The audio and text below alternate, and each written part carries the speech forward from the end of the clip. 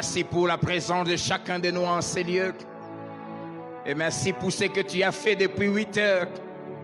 Et merci pour ce que tu vas faire dans la suite. Parle à nos cœurs.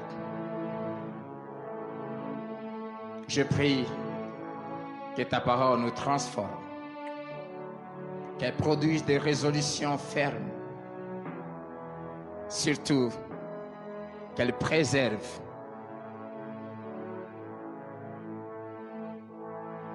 ceux qui n'ont jamais commis ces choses et qui ne les commettent jamais.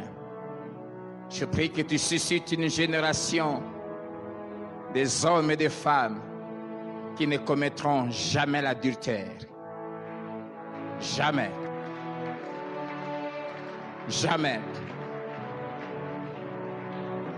Parce que je crois qu'on ne transmet pas ce qu'on dit, mais ce qu'on est. Parce que je ne suis pas un adultère et je crois et je le déclare que je ne le serai jamais. Je déclare aussi que j'engendrerai des fils et des filles fidèles à leurs maris et fidèles à leurs épouses. Car on n'engendre que selon son espèce. Béni ces temps, au nom de Jésus. Amen.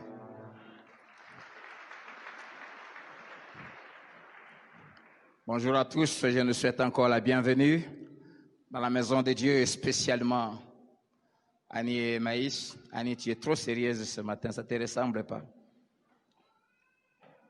Amen. Que Dieu soit béni. Nous allons revenir aux mariés après le message. Ça fait plus de 9 mois que nous sommes en train de parler, de connaître et vivre selon les lois du royaume des cieux. Je suis en train de m'adresser de la part du Seigneur chaque matin ici, chaque dimanche, aux fils et aux fils de Dieu, aux fils et aux fils du royaume des cieux, à ceux qui aspirent et qui attendent le royaume des cieux, et à ceux qui soupirent après la manifestation de ce royaume et qui va bientôt paraître.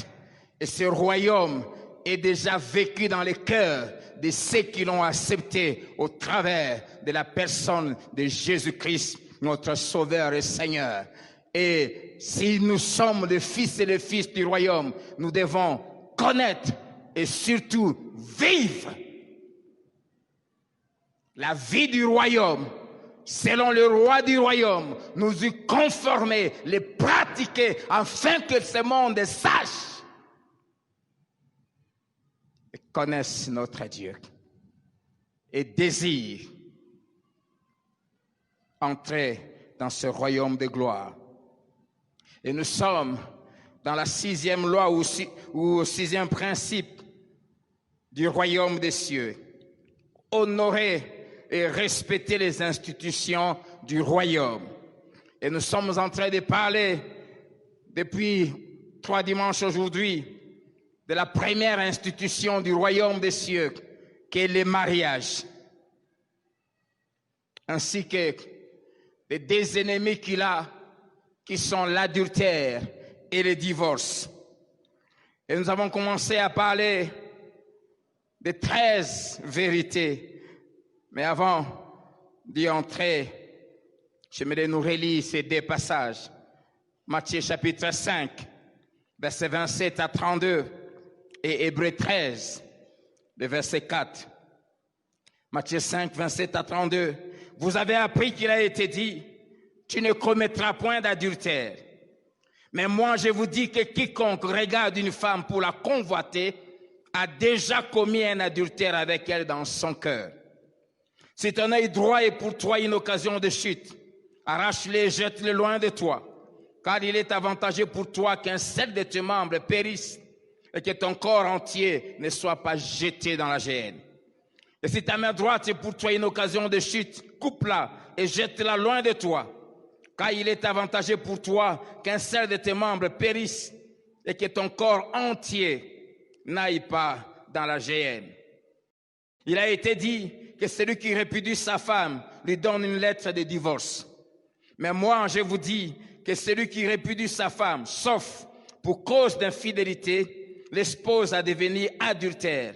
Et que celui qui épouse une femme répudiée, ou même un mari qui a divorcé, sauf s'il y a adultère, commet un adultère. Hébreux 13, verset 4. Que le mariage soit honoré de tous et le lit conjugal exempt de souillure, car Dieu jugera les impudiques et les adultères. Amen. Est-ce qu'on peut tous dire Amen? Que Dieu soit béni. Et nous avons commencé à parler de 13 vérités qui sont liées à cette institution. La première, nous avons dit que le mariage est une institution divine. Il vient de Dieu et il est soutenu et protégé par Dieu. Dieu en est l'auteur.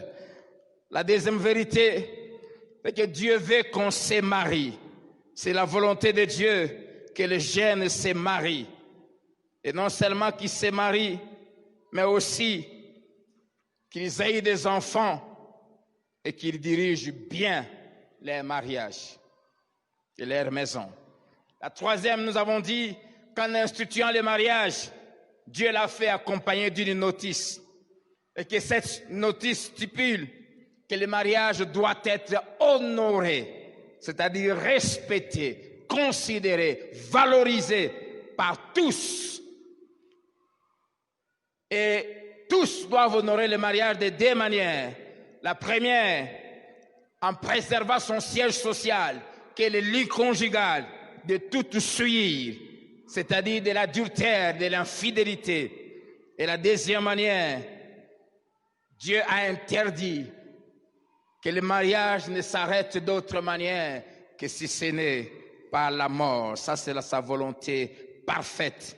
Et nous avons vu comment Dieu lui-même, Père, Fils et Saint-Esprit, ont honoré et continuent à honorer les mariages. Et surtout par leur présence. Et comme ce matin, il est là. La quatrième vérité, nous avons dit que pour le vrai fils et les vraies filles du royaume de Dieu, l'adultère ne commence pas par l'acte physique, mais il commence dans le cœur. Il est conçu par la convoitise des yeux. Et nous avons insisté que tout homme sérieux, tout fils de Dieu doit éviter de convoiter la femme d'autrui. Et toute fille de Dieu digne de ce nom doit éviter par son comportement et son accoutrement de séduire et d'attirer les regards. Parce que est celui qui convoite, est celui qui l'a provoqué, et celle qui a provoqué les yeux de celui qui l'a convoité, tous deux sont condamnables aux yeux de Dieu. Cinquièmement, nous avons dit qu'au travers de l'adultère, Dieu s'attaque à tous les péchés qui sont liés au sexe pratiqué dans la vie d'un homme ou d'une femme mariée avec quelqu'un qui n'est pas son conjoint. Et depuis le dimanche passé, nous avons commencé à parler de la sixième vérité, définir le mariage selon Dieu, selon son concepteur. Ce que Dieu attend par mariage, ce que Dieu appelle mariage. Et le mariage aux yeux de l'Église, qui est le corps de Christ. Et nous avons dit qu'aux yeux de Dieu et de son Église, le mariage signifie trois choses. La première, il est monogamique. C'est une union entre un homme, un seul, et une femme, une seule femme. Deuxièmement, nous avons dit que le mariage est une alliance humaine, mais qui est la plus profonde qui puisse exister. Et troisièmement, nous avons donné 9 conditions aux yeux de Dieu qui sont non négociables pour qu'un mariage soit conforme à sa volonté et produise la joie, la paix, les bonheurs, toutes les bénédictions que Dieu a placées dans les mariages. La première condition, nous avons dit que le mariage exige un éloignement physique, social, économique avec les personnes qui nous sont plus chères. Deuxièmement, qu'il exige un rapprochement très fort et unique avec la personne qu'on aime épouser. Troisièmement, nous avons dit que le mariage exige la fidélité et la transparence. Quatrièmement, nous avons dit que le mariage exige un engagement volontaire, pas forcé, pas manipulé. Cinquièmement, nous avons dit que le mariage est un engagement public. Ça se fait devant les parents, devant l'État et devant l'Église. On ne se marie pas en cachette. Ce n'est pas une affaire de deux personnes, un arrangement, viens, on se met ensemble. Non, ça, c'est de l'impudicité, c'est du désordre. Sixièmement, nous avons dit que le mariage est un engagement illimité. Seule la mort peut y mettre fin. Septièmement, le mariage est un engagement exclusif. Celui qui décide de se marier devient la propriété privée et personnelle de son conjoint. Un mari ne se partage pas. Une épouse ne se partage pas. Huitièmement, nous avons dit que le mariage est un engagement spirituel, mais qui commence par l'attrait physique. Et nous avons terminé par la 9e condition, le mariage exige un engagement d'honneur, c'est-à-dire de respect mutuel, de considération. C'est-à-dire il faut éviter de faire, de pratiquer, de commettre des choses qui dégradent le mariage, qui diminuent le mariage, qui abaissent le mariage, qui salissent le mariage, qui déshonorent le mariage. Et la pire des choses qui déshonore le mariage, qui dégrade le mariage, ça s'appelle l'adultère. On peut dire tous l'adultère. Je vais entendre tout le monde dire adultère. Et nous allons parler de cette chose qui dégrade le mariage. L'adultère dégrade et tue les mariages, assassine les mariages. Lisons ensemble Proverbes chapitre 6.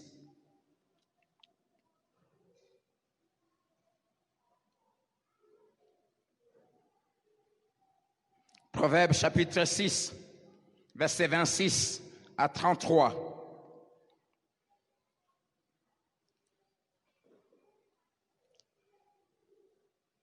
Je commence même par le verset 24. 23. Car le précepte est une lampe et l'enseignement une lumière et les avertissements de la correction sont le chemin de la vie. Ils te préserveront de la femme corrompue, même des hommes corrompus, de la langue doucereuse de l'étrangère. Ne la convoite pas dans ton cœur pour sa beauté et ne te laisse pas séduire par ses paupières. 26. Car pour la femme prostituée, on se réduit à un morceau de pain. Et la femme mariée tend un piège à la vie précieuse. Jeune homme, jeune fille, ta vie est précieuse. Quelqu'un mettra-t-il du feu dans son sein sans que ses vêtements s'enflamment? Vous pouvez répondre? Quelqu'un marchera-t-il sur des charbons ardents sans que ses pieds soient brûlés? Il en est de même pour celui qui va vers la femme ou vers le mari de son prochain. Quiconque la touche ou le touche ne restera pas un. On ne tient pas pour innocent le voleur qui dérobe pour satisfaire son appétit quand tu l'as faim. Si on le trouve, il fera une restitution au septuple et on le trouvera toujours. Je déclare au nom de Jésus que tous ceux qui commettent l'adultère venant à l'église, on va vous attraper au nom de Jésus.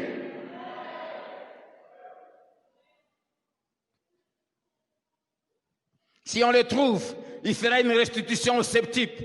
Il donnera tout ce qu'il a dans sa maison. Mais celui qui commet un adultère avec une femme ou avec un homme est dépourvu de sens. Celui qui veut se perdre agit de la sorte. Il n'aura que plaie et ignominie, et son opprobre, c'est-à-dire sa honte, ne s'effacera point, car la jalousie met un homme en fureur, et il est sans pitié au jour de la vengeance. Il n'a égard à aucune rançon, et il est inflexible. Quand même, tu multiplierais les dons. Amen. 8 enseignements que je vais retirer de ces passages. 8 avertissements que Dieu donne. J'aimerais surtout m'adresser aux jeunes gens et à ceux qui sont mariés qui n'ont jamais fait ça. Je vous en supplie au nom de Jésus, ne commettez jamais l'adultère.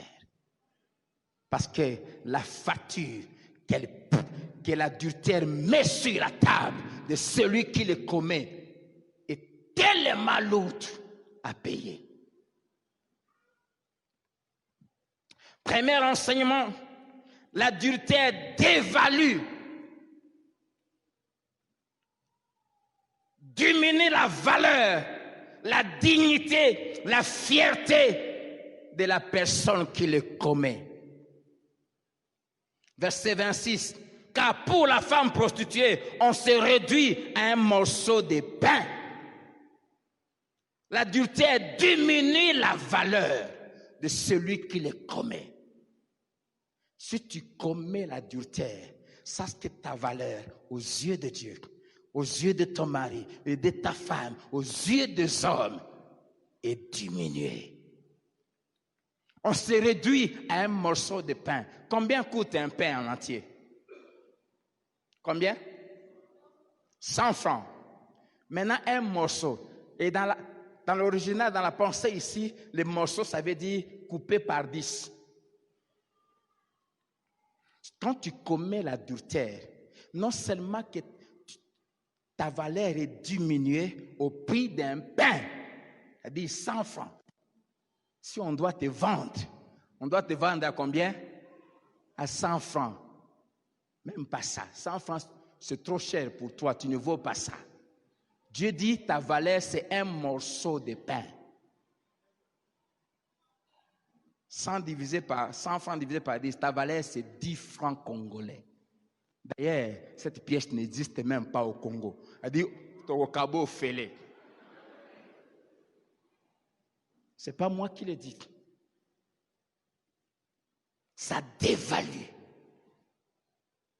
Même si tu es en costume comme je suis là, même si ton costume coûte 10 000 $, mais toi-même, qui es dans ce costume, tu vaux 10 francs congolais.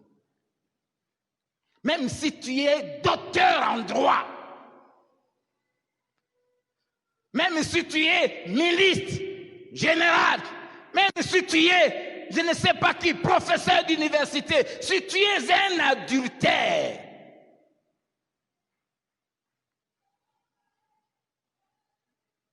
ton prix, c'est le morceau d'un pain. C'est moi qui l'ai dit? C'est Dieu, c'est lui qui nous a créés. Ça diminue, ça dévalue, ça détruit la réputation. La richesse la plus précieuse d'un humain, c'est sa réputation. La Bible dit la bonne réputation est préférable à de l'or et à de l'argent.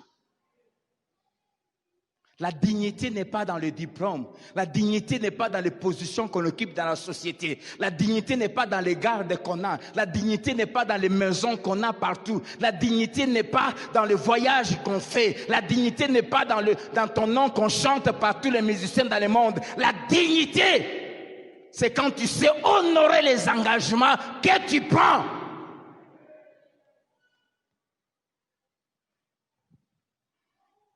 Emmaüs, c'est toi qui es venu ici.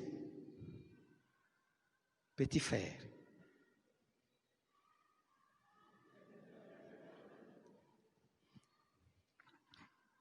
Deuxième enseignement que cette parole nous donne, versets 27 à 29. On ne sort jamais intact quand on commet l'adultère. Dieu donne une illustration pour nous faire comprendre ce que l'adultère fait. Il dit, quelqu'un mettra-t-il de charbon, makala ya moto, dans son sein sans qu'il soit brûlé?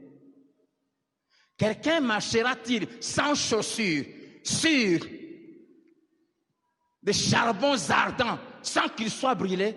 L'adultère, c'est du charbon ardent. Quand on y marche, ça laisse toujours des séquelles. On en sort brûlé. Et quand quelqu'un a été brûlé, les cicatrices restent. On n'en sort jamais comme on était avant d'y entrer. Jamais. On perd toujours quelque chose. Ça laisse des cicatrices, même 10 ans, 20 ans, 30 ans après.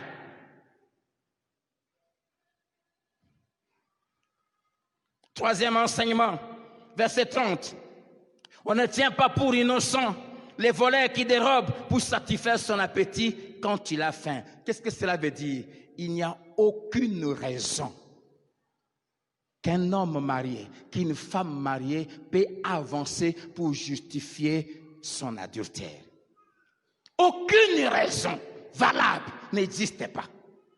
Oh, ma femme ne s'occupe pas de moi. Ma femme a toujours des excuses. Oh, il y a ceci. Oh, il y a tel problème. Ma femme est malade. Ça fait 2 ans qu'on ne touche pas. Je nous ai dit qu'en mettant en nous ces désirs, Dieu nous a donné la capacité de vivre en tenant compte de toutes les réalités qui peuvent arriver dans les mariages, maladie, temps de grossesse ou indisponibilité, d'être mari et femme d'un seul homme et d'une seule femme.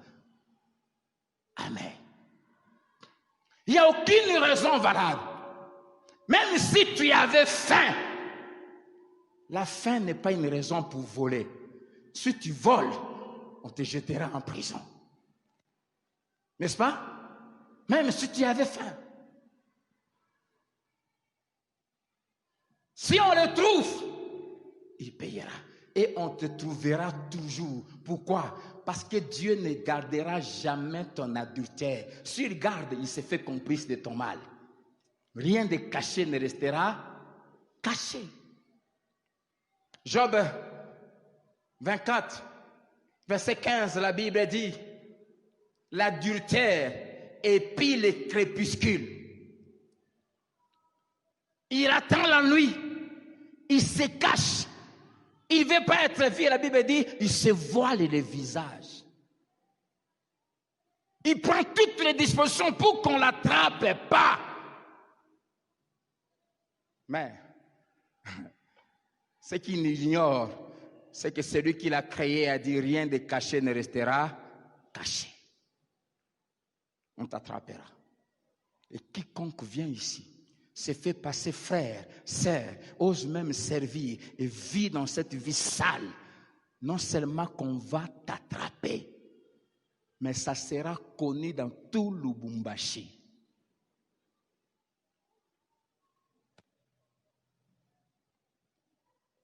Je crois qu'on doit, si c'était possible, commencer à faire ce qu'on fait en Chine pour combattre la violence conjugale. En Chine, on a émis une loi. Tous les hommes violents, si tu as eu un jour à manifester même une petite violence envers une femme, même verbale, il y a tout un fichier. Et quand une jeune fille demande la main, l'État lui oblige d'aller consulter ce fichier-là pour voir si le soi-disant fiancé-là n'est pas dans la liste des violents.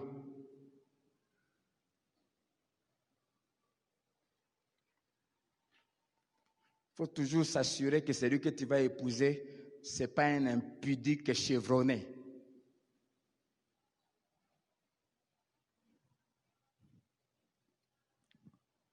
Il y a un silence total. Que Dieu soit béni. Aucune raison qu'on peut avancer. Quatrième enseignement, verset 31. Si on le trouve, il fera une restitution au septuple. Il donnera, et j'aime ça, tout ce qu'il a dans sa maison. L'adultère affecte toujours le patrimoine du couple.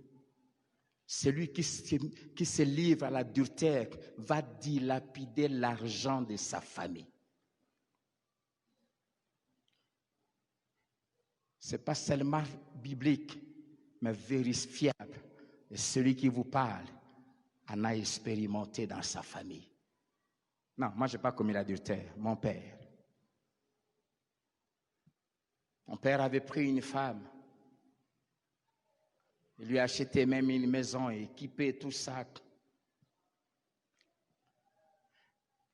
Les gens, quelqu'un qui se permet, homme ou femme, sachant que tu es marié, mais qui vient te séduire, nous allons voir, ce sont des criminels. Il n'y a aucun amour dans leur cœur. Celui qui t'entraîne dans l'adultère ne t'aime pas. Elle a un objectif qu'il poursuit. Et parmi ces objectifs, il y a ta poche, ton porte-monnaie. Je ne sais pas ce que cette femme avait fait à notre défunt père. À l'époque, il dirigeait une entreprise publique. Et papa avait pris tout l'argent de la caisse de l'État. C'était un envoûtement. Quand vous voyez ce que Delilah avait fait à Samson, la Bible dit il a endormi. Et mon pasteur dit elle a fait faire à Samson des choses la nuit. Et il y avait de l'envoûtement aussi derrière.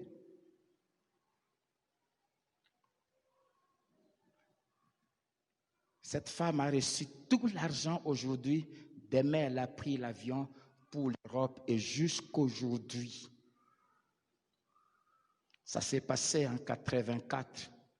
Jusqu'aujourd'hui, portée disparue. Non, en 82.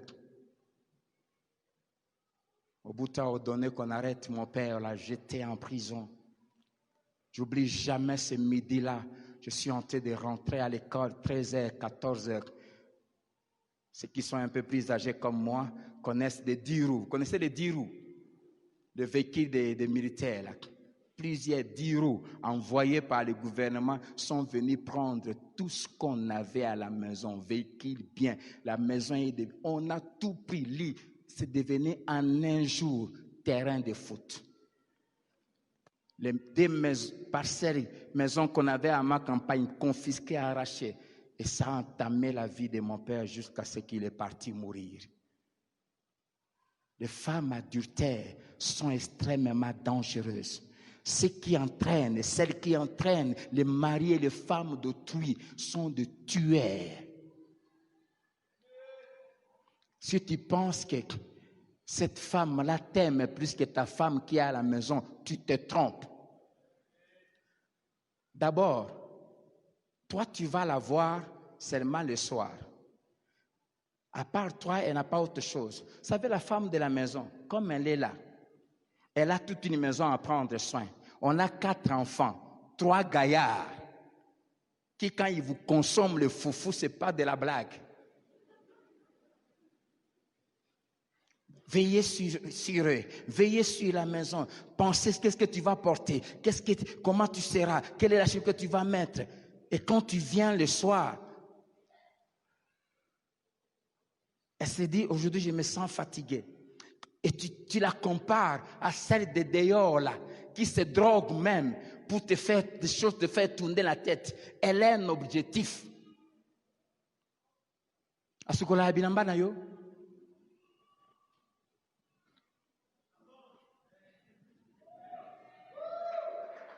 Et tu te permets de la comparer avec celle qui est à la maison. Cette criminelle. Et tu te permets même pendant qu'on est en train de te faire tourner les yeux là, de parler du mal de ta femme. Que Dieu s'occupe de toi.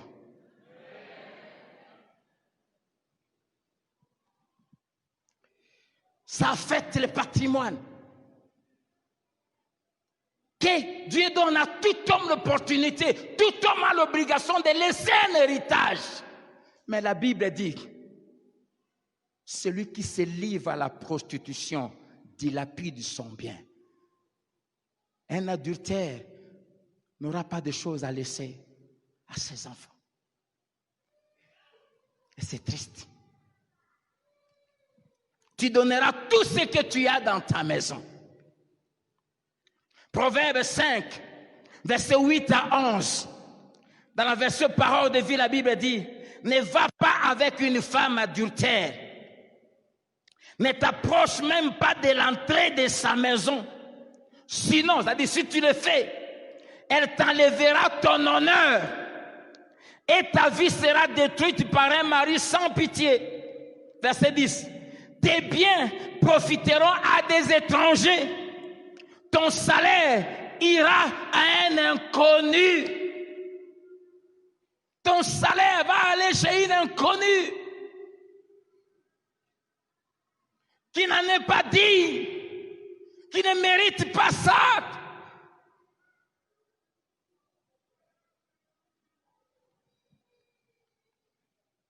Et quand je pense à tout ce qu'on avait enduré après, comme c'est triste. Verset 11 dit, finalement, tu seras épuisé complètement et tu gémiras vers ta fin. Tous ceux qui ont une vie sexuelle désordonnée finissent toujours par les regretter. Toujours. J'étais avec quelqu'un qui était l'ami d'une grande famille de la Deuxième République. Et il a assisté aux dernières heures de la mort de ce grand homme. Vous le connaissez, je ne cite pas le nom. Ça s'est passé en Europe. Il avait réuni ses 3 ou 4 enfants. Et ses frères, leurs amis, ça s'est fait qu'ils s'est retrouvés là pendant ce moment-là. Il leur disait, j'ai fait beaucoup de mal. Nous avons fait beaucoup de mal. On a touché à l'occultisme. On a vendu le pays. On a fait tant de mauvaises choses. Cet homme, de son vivant, avait même épousé une mère et sa fille.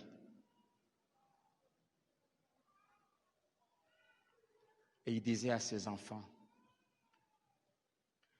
le niveau que j'ai atteint dans ces choses, je ne sais pas sortir. Mais vous, je vous conseille, cherchez celui qu'on appelle, il avait du mal à prononcer le nom, Jésus, et attachez-vous à lui. Ne me suivez pas là où je vais. J'aimerais vous dire, les gens qui font le mal, ils sont conscients de ce qui va leur arriver et de là où ils vont.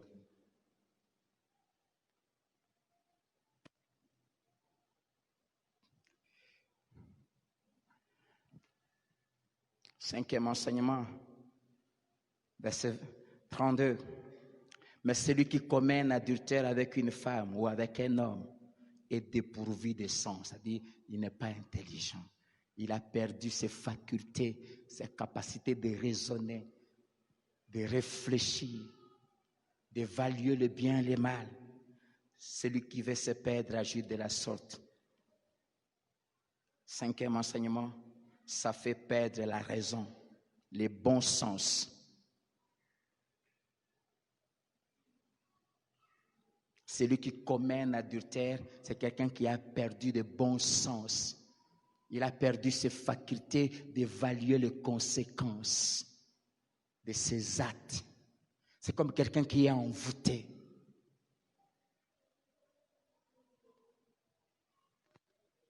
J'ai vu mon père, j'ai vu le mot sida pour la première fois dans la fiche médicale de mon père. 86. Sida. Mon pasteur parle toujours de la sagesse tardive. Je l'ai vu me dire, ne fais pas ce que je fais. Il pleurait de voir qu'il partait, il nous laissait trop petits. Trop petits. Et conscient de la famille où il est sorti, il réalisait ce qu'on allait vivre et on a vécu des choses terribles. L'adultère. Celui qui veut se perdre agit de la sorte. Ça mène à la mort. Ça crée des sida. Et pire, ce qui est très grave, c'est que mes jeunes frères et sœurs se sont retrouvés trop jeunes, orphelins de père et de mère. La pauvre maman qui était à la maison, fidèle à son mari, est partie quelques mois après, sans avoir rien fait de mal, à cause d'un homme qui avait perdu la raison, qui ne réfléchissait pas sur les conséquences des actes qu'il pose. J'aimerais dire à tous les parents qui sont ici, personne ne lèvera tes enfants comme toi-même.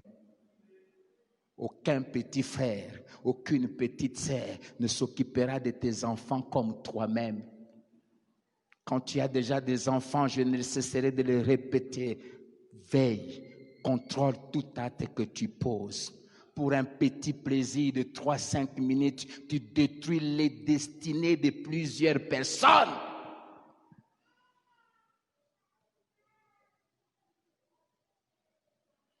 On parle beaucoup de français. Tu sais, moi, mais quand tu vois une petite fille, tu trembles. C'est indigne.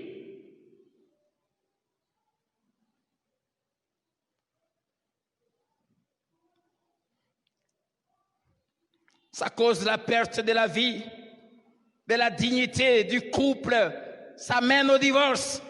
Ça cause la perte du respect même des enfants.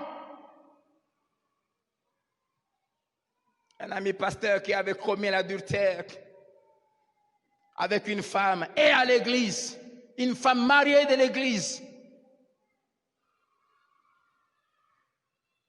Sa fille est née 14-15 ans, rentre ce jour après 18 heures. Il pose la question, pourquoi tu rentres à cette heure? Sa fille lui regarde et dit, toi tu te permets vraiment de me demander pourquoi je rentre à cette heure? Il s'est mis à battre sa fille. Oui, sa fille n'avait pas le droit de lui répondre comme ça, malgré le mal qu'il a fait. Mais c'est son acte qui a poussé sa fille à ôter tout respect. Je suis pasteur. J'ai été consacré serviteur de Dieu à temps plein depuis octobre 1997. Et pendant toutes ces années, 23 ans de ministère, je parle avec les jeunes filles, les jeunes gens, tous ceux qui ont vu papa ou maman commettre l'adultère sont marqués à vie. Ils en parlent, ils pleurent dans nos bureaux, ils pleurent. J'ai entendu cette phrase des centaines de fois. Quand je regarde mon père, c'est simplement à cause de Dieu que je le respecte. J'ai hâte d'aller très loin de lui.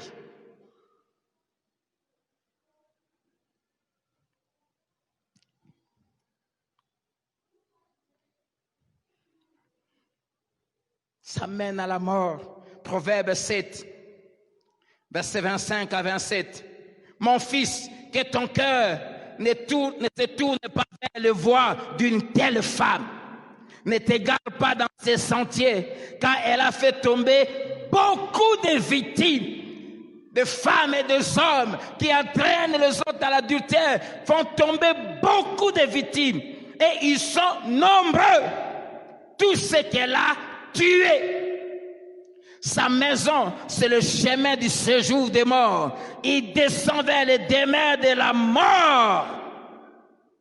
Ce sont des tueuses. Ce sont des tueurs. Femme mariée, c'est directeur qui te séduit, veut te tuer.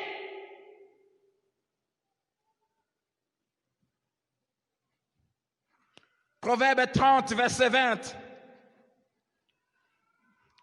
Telle est la voix de la femme adultère. Elle mange et s'essuie la bouche. Puis elle dit, je n'ai point fait le mal. Elle mange le mari d'autrui. Et puis après l'avoir mangé, elle s'essuie la bouche. Et puis elle se dit dans son cœur, je n'ai rien fait de mal. Elle dit, aucun remords. Ça veut dire quoi? Ce sont des gens qui n'ont pas de cœur. Tuer, ils le font, elles le font avec joie. Et quand elle était détruite, elle s'est dit, je n'ai rien fait de mal.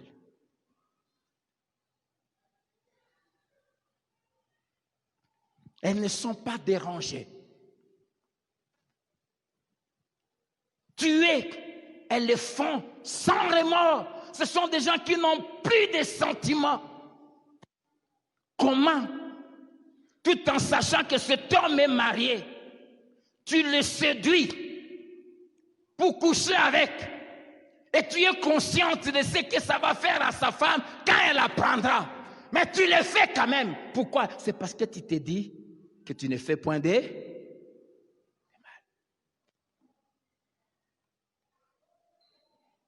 C'est pour cela, quand je vois une dame venir à mon bureau, j'ai même déjà donné des instructions, mal habillée, je ne la reçois pas. Parce que c'est quelqu'un qui vient comme ça, elle est sans cœur. Moi, je ne quitte pas ma maison pour venir chercher des femmes ici. Je viens ici servir Dieu. Et je bénis Dieu, il m'a donné une bonne femme, une belle femme. Elle a tout. Tellement, maman. Tellement.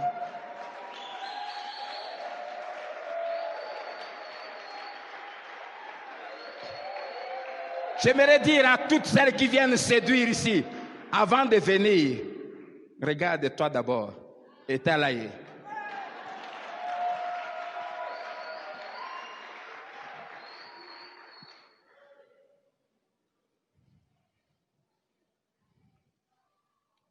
Détrompe-toi, mon frère. Il n'y a aucune chose que celle-là ne peut te faire, que celle de la maison ne peut pas te faire. C'est pour cela, chère maman, occupez-vous bien de vos maris. Vous entendez?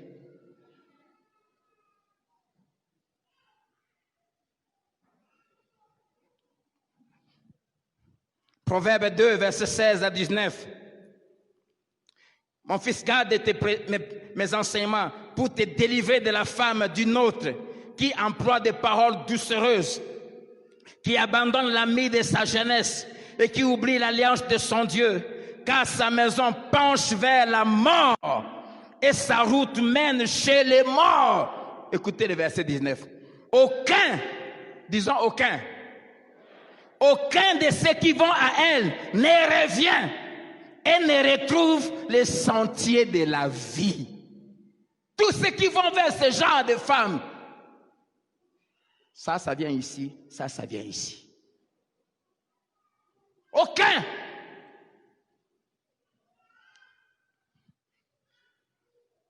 Sixième enseignement, verset 33. Il n'aura que plaie et ignominie, et son opprobre ne s'effacera point. C'est commettre l'adultère, tu n'auras que des plaies toute ta vie. Ça crée la culpabilité, des remords, une souffrance morale permanente. Et ta honte sera éternelle. La Bible dit, elle ne s'effacera pas. Et cette honte-là, c'est au-dedans de toi-même, tu la ressens. Chaque fois quand tu te mires, quand tu te regardes devant le miroir, tu te vois sale. Même quand tu fais le gros dos, tu souffres. Tu souffres.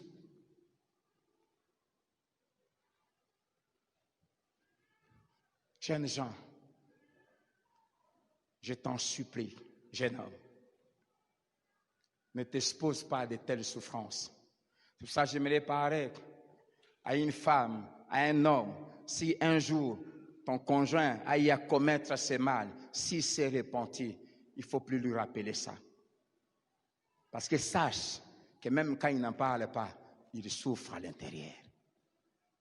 Parce que ça ne s'oublie pas.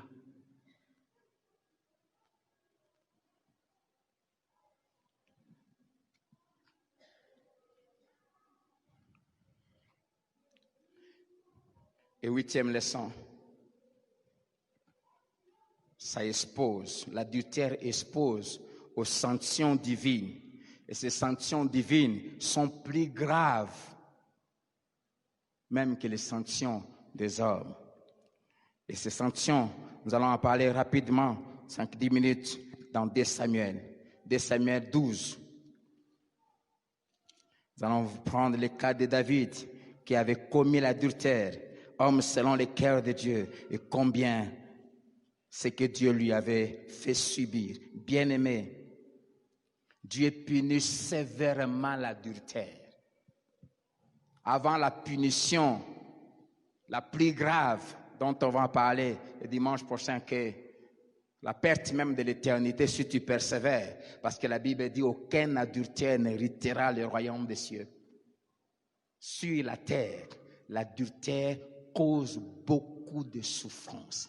L'adultère, c'est une clé qui ouvre le portail de l'enfer pour amener tous les malheurs dans ta vie et dans ta maison.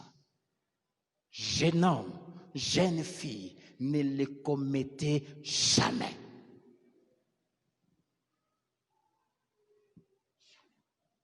Jamais. Détrompez-vous. Tous ceux qui ont une vie sexuelle désordonnée, tout ce que vous voyez au travail, qui s'en foutent des choses de Dieu, ils sont de vrais malheureux. La parole de Dieu s'accomplit toujours. Toujours. 2 Samuel 12, verset 9 à 12. Pourquoi donc as-tu méprisé la parole de l'Éternel en faisant ce qui est mal à ses yeux? Tu as frappé de l'épée Uri, les Hétiens. Tu as pris sa femme pour en faire ta femme. Et lui, tu l'as tué par l'épée des fils d'Ammon. Maintenant, disons maintenant. C'est-à-dire, les choses que Dieu va dire, ça n'avait jamais existé et ça n'aurait pas existé dans la vie de David s'il n'avait pas commis ce mal. Maintenant, l'épée ne s'éloignera jamais dans ta maison parce que tu m'as méprisé et parce que tu as pris la femme d'Uri et les tiens pour en faire ta femme. Ainsi parle l'Éternel, voici, je vais faire sortir de ta maison le malheur contre toi et je vais prendre sous tes yeux tes propres femmes pour les donner à un autre qui couchera avec elles à la vue de ce soleil.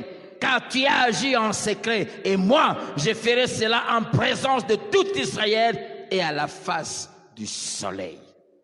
Amen. David a connu Dieu très jeune. David a été exposé à des situations graves et dangereuses. Mais Dieu le protégeait toujours. Même des lions ont eu à s'affronter avec David et des ours sans lui laisser même une égratignure. David a eu à conduire des guerres. D'abord, pendant tout le temps de la vie de Saül. Pendant plus ou moins 10 à 11 ans. C'est lui qui conduisait des guerres. Et les guerres de l'époque, ce n'était pas comme aujourd'hui, où quelqu'un est ici, il appuie juste un bouton et il envoie un missile qui va tomber dans 10 000 kilomètres. C'était du corps à corps. Et le roi avait l'obligation d'être devant afin d'encourager tout le monde. Il a été un homme de guerre. Il a versé beaucoup de sang. Même à cause de ça, Dieu a refusé qu'il puisse bâtir le temple. Et dans toutes ces guerres de corps à corps, David n'a jamais été même égraté par une épée. Pourquoi la Bible dit l'Éternel protégeait David partout où il allait. Il n'y avait jamais de problème dans la famille de David. Il y avait la paix qui régnait en famille, l'harmonie, les enfants craignaient Dieu. Il y avait tout marchait bien. Le royaume était en paix. Jusqu'au jour où, de lui-même, il ouvre la porte qui attire le malheur. Ça s'appelle l'adultère. Et quand il a fait ça, Dieu lui dit, premièrement, l'adultère, c'est un mépris envers Dieu et envers sa parole. Verset 9. Pourquoi donc as-tu méprisé la parole de l'Éternel en faisant ce qui est mal à ses yeux? Tu as pris la femme d'Uri pour en faire ta femme et lui tu l'as tué. L'adultère, c'est du mépris. Chaque fois quand tu commets l'adultère, même en convoitant, tu méprises Dieu. C'est-à-dire tu foules la parole de Dieu. Tu dis, c'est quoi ça? Et Dieu, quand tu lui dis, c'est quoi ça? Il dit, ah bon, c'est bon. Et 1 Samuel 2, verset 30, la Bible dit, Dieu dit, j'honore celui qui m'honore et je méprise celui qui méprise. Il a méprisé la parole de Dieu. Deuxièmement, l'adultère est un péché prolifique. Cela veut dire quoi? L'adultère amène toujours d'autres péchés. David a commis l'adultère avec Bathsheba, la femme d'autrui. Mais pour couvrir son péché, il a commencé, à mentir, 2, à tuer, à faire des crimes. L'adultère est prolifique. Tous les adultères sont des menteurs. Ils mentent à leurs femmes, ils mentent sur l'argent, ils mentent sur leur emploi du temps, ils mentent sur leur fonctionnement. Et des adultères sont des criminels, parce que tous les adultères finissent toujours par faire des avortements pour couvrir. Et tout avortement est un crime, parce que la vie commence dans les entrailles.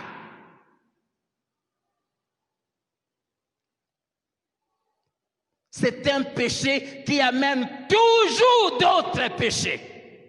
Toujours. Un adultère n'est jamais correct. C'est quelqu'un qui a toujours double face. Je ne peux pas comprendre comment tu viens d'être avec une autre femme. Tu rentres chez toi et puis tu es là. Bonsoir chérie. Comment ça va? Comment tu fais pour étouffer cette casquette-là que tu avais dehors et revêtir une autre? C'est pour cela que je prends au sérieux quelqu'un qui est tombé dans un péché et qui de lui-même se sent malheureux, conscient qu'il a violé la loi de Dieu, qu'il a détruit sa communion avec Dieu, vient lui-même. Inde, pasteur, j'ai à te parler. J'ai fait une bêtise. Je ne sais pas qu'est-ce qui m'est arrivé. Je regrette que Dieu me pardonne. Celui-là, je le prends au sérieux. Et la Bible dit que Dieu est près de quel contrit, de celui qui regrette. Mais les gens qui font tous les efforts pour couvrir, pour cacher, et qui se font passer, il vient ici, il sert même, se fait passer pour frère, jusqu'à ce que Dieu prenne ce qu'il cachait et mette ça dehors. C'est là la repentance. Je ne prends pas ça au sérieux. Il se répand parce qu'on a découvert. Mais si on n'avait pas découvert, il n'allait pas se repentir.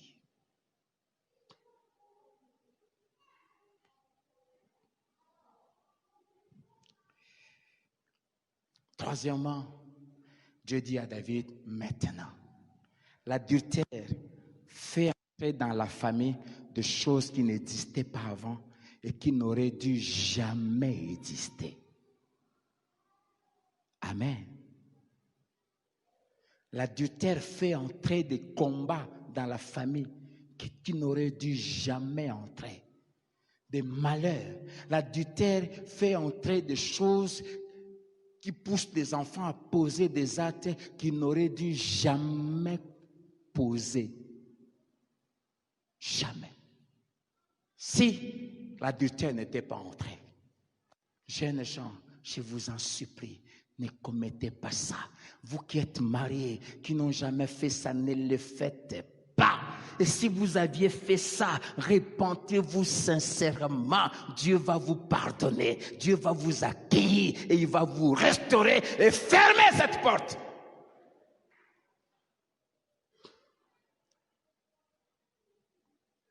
Dieu dit maintenant. Verset 10, il dit, maintenant l'épée ne s'éloignera jamais de ta maison. Parce que tu m'as méprisé. Ainsi parle l'Éternel, verset 11. Je vais faire sortir de ta maison les malheurs contre toi. L'adultère fait entrer les malheurs dans la maison. Toutes sortes de malheurs. À cause de l'adultère. 1. La mort est entrée dans la maison de David. Les enfants ont commencé à mourir. Or, il est écrit, tu n'auras pas des enfants pour les voir mourir. Le plan de Dieu, ce n'est pas que nous puissions enterrer nos enfants, c'est à eux de nous enterrer. Amen. À cause de l'adultère, la mort est entrée dans sa maison. Les enfants ont commencé à... L'adultère a introduit la rébellion chez les enfants de David. Son propre fils s'est levé, l'a chassé du trône. L'adultère a introduit les crimes dans la famille de David. Les enfants ont commencé à s'entretuer. L'adultère a introduit l'inceste dans la famille. Les enfants ont commencé à coucher entre eux avec les propres sœurs. L'adultère a apporté tant de malheur. Et ce qui est pire, Dieu va dire à David, comme tu as pris la femme d'Uri, tu en as fait ta femme. Tu l'as fait en cachette et tu t'es caché. Voici ce que moi je vais te faire pour te faire payer ce que tu as fait. Je vais prendre tes femmes et je vais les donner à un autre. Et Dieu ajoute qu'il va coucher avec elle, pas en cachette comme toi tu avais fait, mais en public, sous le soleil. Ce qu'on sème, on les moissonne. Tu touches aux filles d'autrui, on touchera à tes filles. Ça, c'est la justice de Dieu. Tu touches aux garçons d'autrui. Tu es une maman, mais tu es en train de courir chez des jeunes gens. J'oublie jamais une maman à l'église. Fils d'un jeune homme de 15 ans. Timothée, moi je l'appelle maman, lui l'appelle toujours. En fait, je t'apprécie beaucoup. Elle avait toujours l'habitude de me donner des bisous là, trop serrés là. Ah, je ne comprenais pas. Un dimanche, frère Timothée, pendant que moi je viens, elle me tire. J'ai fait ça, elle suit ma bouche. Ce jour, j'avais envie de la cogner, mais on était juste devant le temple. Il y a des mamans comme ça, même à l'église.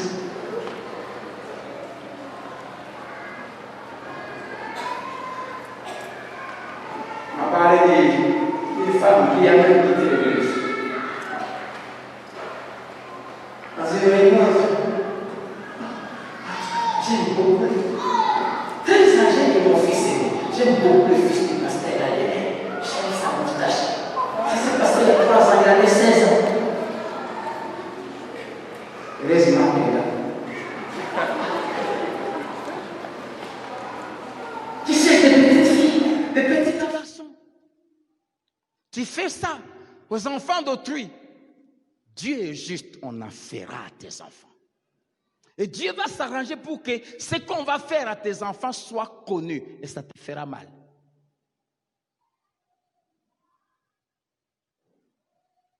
N'oubliez pas, Dieu pardonne les péchés, mais il n'enlève pas les conséquences du péché. Les conséquences, on les subit. Amen. L'adultère est mauvais. Très, très mauvais. Très, très mauvais. Et l'adultère fait très mal, très, très mal à la personne qui a été trahie. Je vais juste introduire ça, mais j'en parlerai le dimanche prochain. 7e vérité. L'adultère fait très mal au partenaire qui a été trahi. Parce que l'adultère est une haute trahison qui ruine la colonne vertébrale, la colonne principale qui soutient tout l'édifice appelé mariage. Cette colonne s'appelle la confiance. Et l'adultère ruine cette colonne.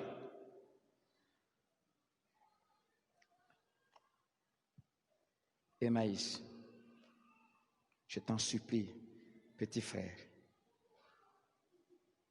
ne trompe jamais cette jeune fille. On en parlera le dimanche prochain. Même Dieu, dans Ézéchiel chapitre 16, Israël, Juda principalement, qui a commis l'adultère spirituel, l'adultère fait très mal. Dieu en avait souffert de l'adultère spirituel de Juda. Et il rappelle à Juda là où il avait pris. Il dit, tes parents étaient des Cananéens et des Hétiens. Le jour où tu fus enfanté, ton cordon n'était pas coupé. Souvent, l'adultère est un lien spirituel aussi, si tout ça n'a pas été délivré. Il dit, tu baignais dans ton sang, tu étais si sale. J'ai passé et je t'ai vu baigner dans ton sang. Je t'ai même dit, reste baigné dans ton sang. Mais quand j'ai avancé, j'ai eu pitié. Il dit, je suis rentré. Je t'ai pris. Je t'ai lavé. Je t'ai nettoyé. Je t'ai habillé. J'ai mis sur toi un turban royal. J'ai mis une couronne sur toi. Je t'ai revêtu de bijoux et tu as commencé à briller. Ta magnificence a commencé à se manifester. Tu as commencé à avoir de la renommée. Et le monde entier a commencé à parler de toi. Ta beauté était sortie. Je t'ai élevé. Et quand tu es devenue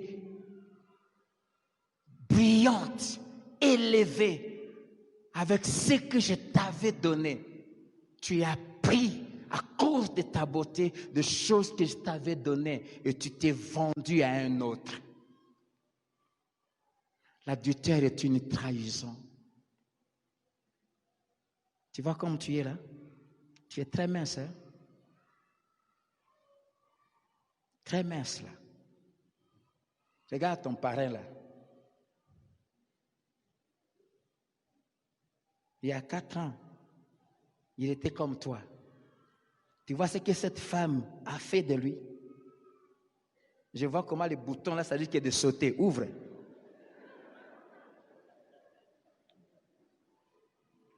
Regarde-moi. Tu vois comment tu es? Regarde la photo. Tu es entré ici. Ici, c'est entré. Ici, c'est entré. Cette jeune fille t'a pris comme ça. Dès ce soir, elle va commencer à te travailler. Par ses sauces, par ses soins, par ses sacrifices. Et puis, 1 année, 2 ans après, ça va commencer à se couvrir. Ça va commencer à se couvrir. Là, la chemise que tu as portée, il y a un peu de trou ici. On sent, tu vois, la mienne s'est bloquée. 20 ans après, voilà le fou, il s'est bien bloqué. Pour toi, là, on sent que le cou a encore des problèmes. Je te dis ça pour que ça te rappelle. Elle va te façonner. Elle va gêner. Elle va prier. Elle va consentir des sacrifices. Elle va laver les habits, te façonner. Tu vas commencer à briller. Là, c'est plat. Tu vois là? C'est quand même sorti, hein? C'est 20 ans après. Je vais te montrer au bureau mes photos avant qu'elles viennent dans ma vie. Si tu m'aimes, il faut être rempli du Saint-Esprit à l'époque. Elle m'a aimé parce qu'elle était remplie du Saint-Esprit. Parce que l'extérieur est là. Ça ne brillait pas, frère. Elle va maintenant investir. Et puis demain, tu commences à briller. Et puis tu vas voir des petites filles. Bonjour, frère Emmaïs. Emmaïs, bonjour. Et tu vas prendre le fruit de son sacrifice. Frère, si tu fais ça, tu rencontreras Dieu sur ton chemin.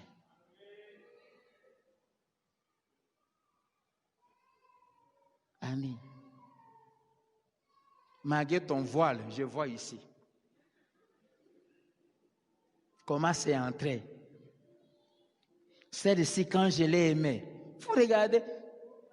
Viens chez nous. Viens voir la photo de notre mariage. Sa propre photo. D'ailleurs, elle n'a jamais mis ma photo. Là, elle m'a pris sa propre photo qu'elle a mis en gras au salon. Et j'ai dit toujours gloire à Dieu. Parce que quand quelqu'un entre, il regarde. Hé! Amato, tu étais comme ça. Nasaliye. Asalinga to salami.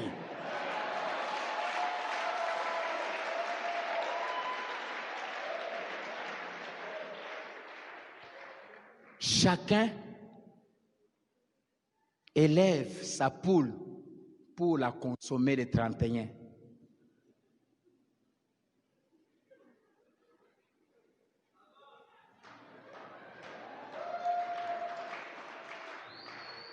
Ce monsieur ici, il s'est battu pour réunir sa dot là, tant de sacrifices. Yohana, tant de ngoza. Je dis, ici, ça se voit. Hein? Comment c'est entré? 2 ans après, 3 ans après, tu brilles. Aux moi Jeep, Yohana peut toi-même au volant. Et puis, je vous ai raconté un jour ici, je laisse pris ma femme se mettre dans l'arrêt selle. C'est pour cela que je l'accompagne dans toutes les courses. Je veille. Un jour, je l'ai laissée seule. Elle se met à l'arrêt. Il y a des gens malades sur cette terre.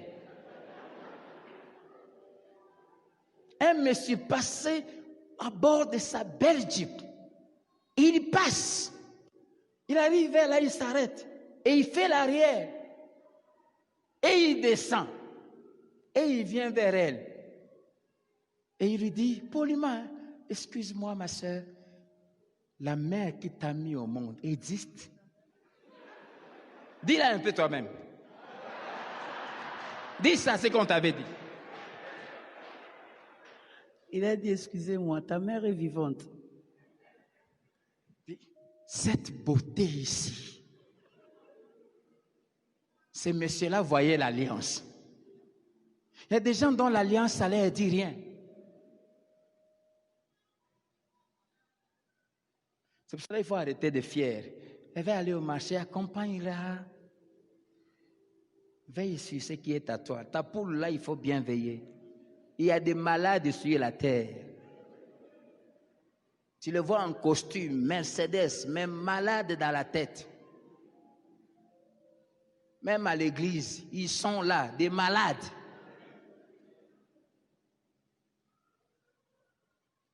L'adultère fait mal. Chacun va s'investir dans la vie de l'autre. Mais je me suis investi, ce n'est pas pour la partager, c'est pour moi-même.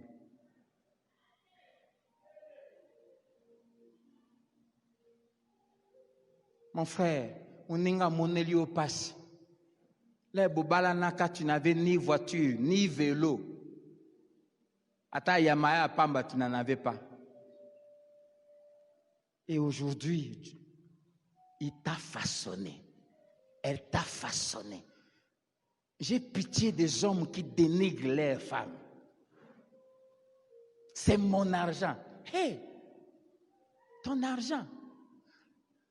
Les foufous que tu manges là qui te permet, quand tu es au bureau, de bien réfléchir.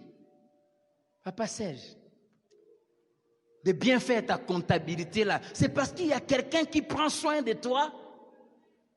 Si ce cerveau tourne bien, si je prêche cela, vous êtes en train de dire Amen. Parce qu'il y a quelqu'un qui prend soin de moi.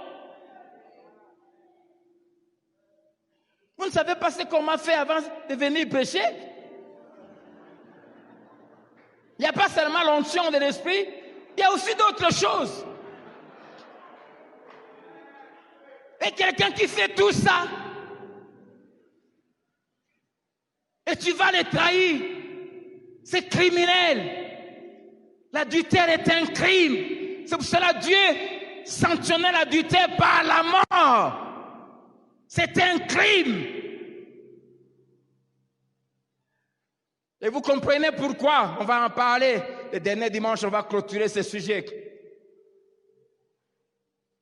Sauf l'infidélité, c'est-à-dire l'adultère, met fin au mariage. Parce que dans la loi, quand quelqu'un commettait l'adultère, on le tuait. La loi ordonnait la mort de l'infidèle. Ce qui veut dire que quand il est mort, son partenaire est libre. Parce que la mort met fin au mariage. Et il peut se remarier. Et dans la nouvelle alliance, Dieu a remplacé la mort physique par la fin du mariage. Parce que celui qui commet l'adultère tue l'alliance. Et aux yeux de Dieu, il est considéré comme mort. C'est pour cela que seul l'adultère donne le droit à l'autre de divorcer.